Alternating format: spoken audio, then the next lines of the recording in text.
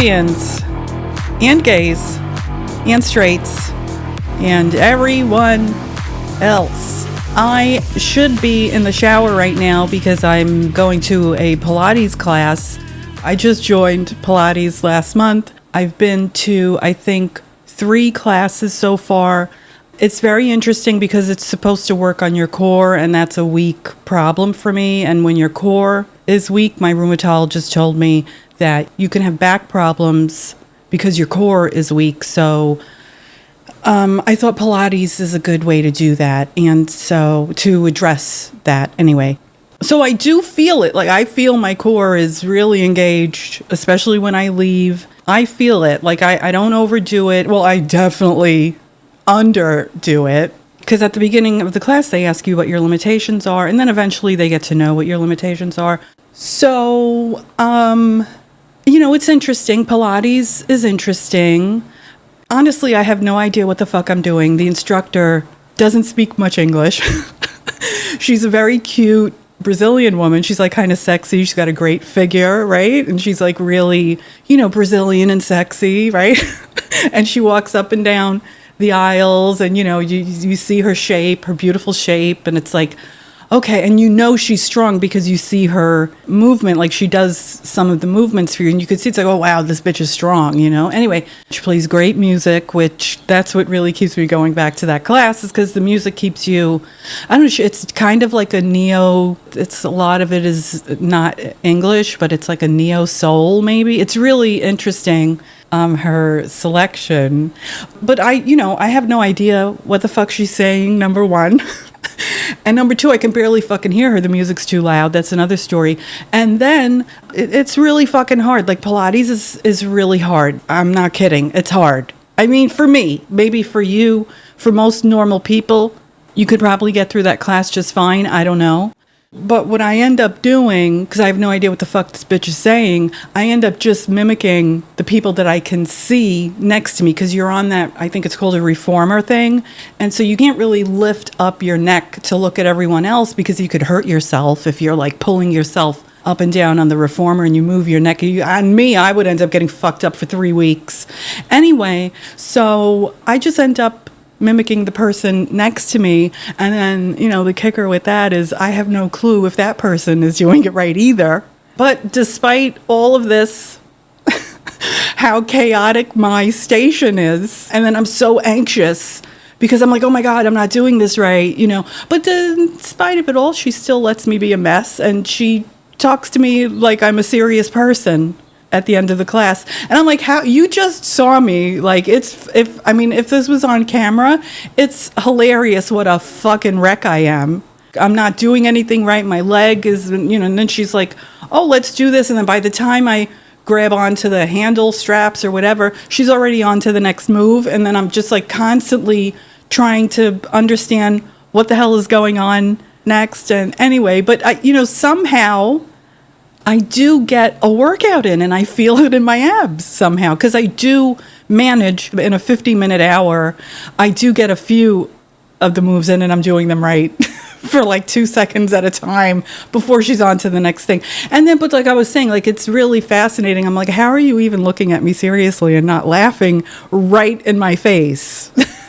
How is she not laughing? It's really like a cartoon.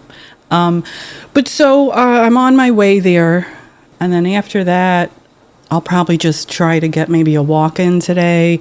I may go into the gym. I don't know. But yesterday I went to see my flexologist, and she revealed that she is poly and bi. And so there's that. There's that whole scenario there. She's a very interesting woman. She has like these amazing crystal clear, almost see-through blue eyes, so she's like attractive. She's an attractive woman, right? And then, I don't know, she revealed that it was her idea to be poly, and that's because she didn't want to give up access to being able to be with women as well when she got married, which was interesting. The way she talked about this, though, is that now her husband has a new girlfriend, and she's like, he's got that new girlfriend energy, so I feel left out. And then she said that makes me feel competitive. And then she has a boyfriend also. And then she's also raising a family. And I'm like, do you tell the kids about this? And she's like, no, we didn't, So I said, okay, she's at least, because you can kind of judge things sometimes, when you don't know too much about them. Do you know what I mean? So I said, whatever you guys fucking do. I don't care if this is how you exist in your life, if it's working for you. What the fuck do I care? It's interesting to hear people with different lifestyles and how they do stuff. But she's a flexologist, they're called, and I go to her like once a month, and she stretches me out. It's very nice because there's stretches that you really can't do on your own without assistance, and certain things need to be stretched out sometimes, and you may not be able to do that on your own. You need some assistance, and so that's where that works. I have a mango. I bought mango, and it's they're too soft. I just wanted to have a few pieces of these before I leave, but they're too soft. I like my mangoes like they're as hard as a baseball. Like I want them to like injure somebody if I was to throw it at them. I don't like soft, mushy mango. It really makes me very angry. Anyway, so, it was interesting to learn about how she's maneuvering herself. And it did sound like that's how her marriage is that she's maneuvering herself in the marriage. But as it turns out, now her husband has a new girlfriend or whatever, and she doesn't. And so she now feels like she's doing these kind of like housewife duties, raising the kids. And then her husband's got all this like sexy energy from having a new girlfriend within the marriage. And so I was like, how's the sex? What's the sex like? And then she's like, well, I get very competitive. Like, oh, can she do this? Can she do, and it's so weird to me because I don't know. And then as she was explaining this, she gets on the treatment table. I don't know what you call it, but so she's explaining all this to me, and then I'm laying down, and then she's on her knees in front of me trying to like stretch my legs, like where your knees go up to like, let's say your ears, and and then so as we're in the missionary position with her on top, she's telling me about all of her sexual escapades. And so it was just a very interesting visit. And, I don't know what to think of that, that whole situation. I don't know what to think of it. But she is so smart and so full of information about almost anything that you talk about.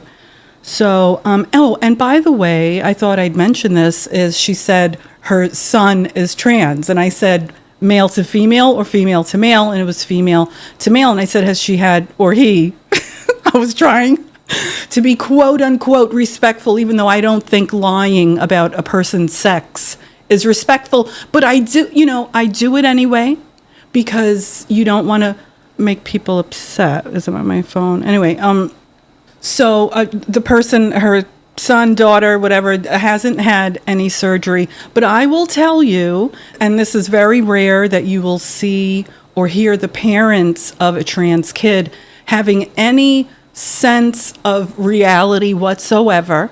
But she started talking about the sports thing immediately. She brought it up. She said that, she'll have conversations with her son/daughter. It's really her daughter. Let's just be clear. It's a daughter who's on testosterone, and the voice has changed and all of that. So she had to deal with that. Like, you can tell the bitch has been through it, but you can also tell that she's been hounded by the insane psycho LGBTQ FU thought police. I mean, I don't like using these kind of, trigger words or whatever, but there is no question her mind, they tried to mold her mind, but she is surprisingly present to understand and know what is fair and isn't fair still, which is not the case for most of the LGBTQ FU ... community anymore. She did start talking about how it isn't fair in sports for men to be, they identify as whatever, as they identify as lesbians. Anyway, men, grown-ass men identifying as lesbians. I'm sorry, my phone is just weird right now. Anyway, so she did say that she doesn't think that's fair, and then she also said that her son/daughter, it's really her daughter, that person as well. She said, believe me, he's aware of what's fair and what isn't. He's not in La La Land, right? So I thought that is so refreshing. Maybe I'd love to talk to her son/daughter, which is really her daughter. Anyway, so I don't know if they would appreciate that I said that, but who knows? You know what I mean? Like, there are so many trans people who are not in La La Land, and they know what is going on. And that's, I think, what's missing from this conversation. It's like, you guys are acting like the LGBTQ community is a monolith, and if we're not all listening to the pro-trans/anti-woman, I'm sorry, it is what it is. If we're not all following that, then somehow we're the outsiders. They want us to feel like we're the outsiders. There's something wrong with us for thinking rationally and sanely.